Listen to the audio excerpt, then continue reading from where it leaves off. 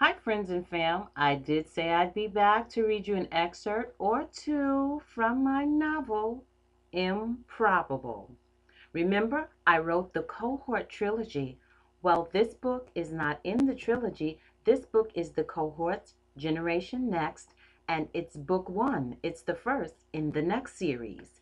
These characters happen to be the offspring of those in the cohort trilogy. And this tale, Improbable, is about blonde, moody, wealthy Jeremy, who is of French ancestry, and sexy African American girl next door turned lingerie model, Gemma Janelle.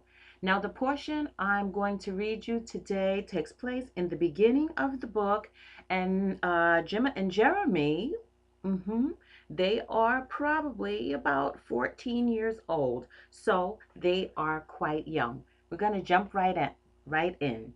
Now, Jeremy and Gemma were an item, sort of. She had even shared a few deep things with him. She told him about her mother's husband, Lyle. One Saturday she revealed how the man had seemingly hated her all of her life. He had often taunted her too, but in recent years his threats had changed.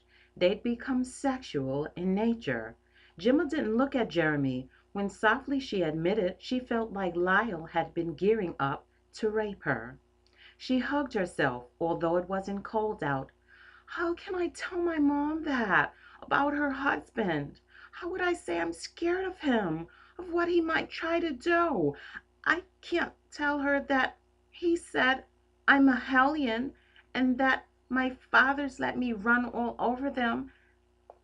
That's why I'm a whore. Jeremy burned with fury just listening.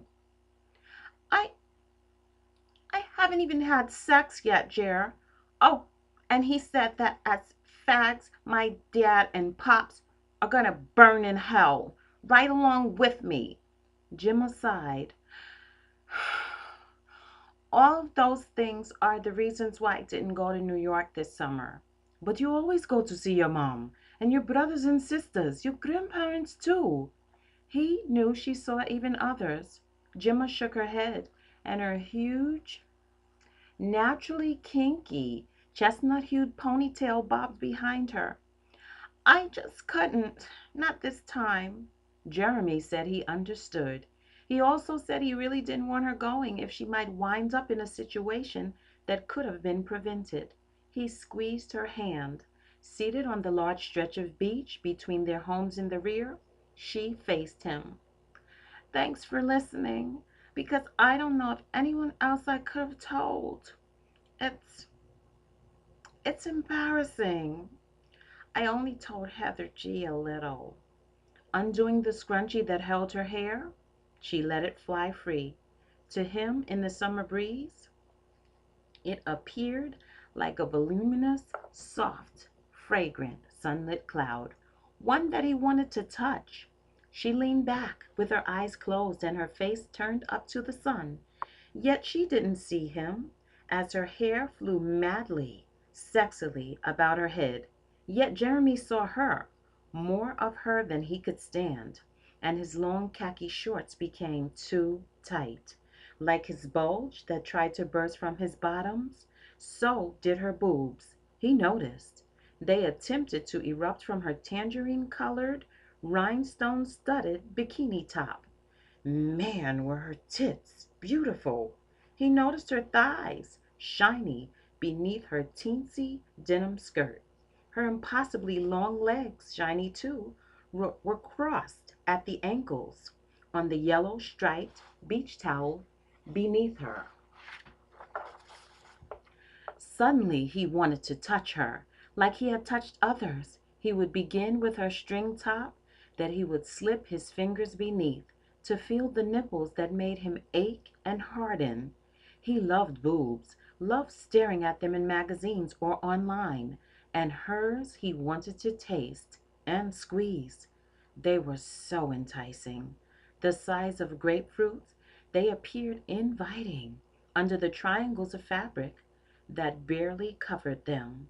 Quickly, because she opened her eyes, He looked away.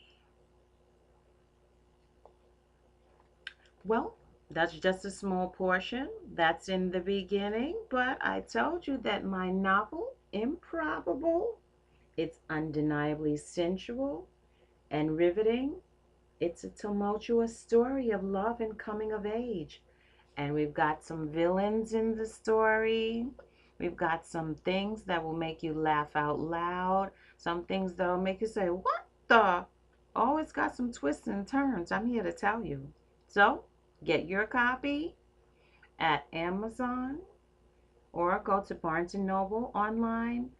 The book is available at many online sites in the UK and in Denmark and Japan and just so many places. You're going to enjoy this. I'm telling you, I had such a ball writing this, and I believe you're going to have a ball reading it. Check me out on my website. It's my name, no spaces.com. April Alisa Marquette.com. I'm going to see you soon. And my darlings, be blessed.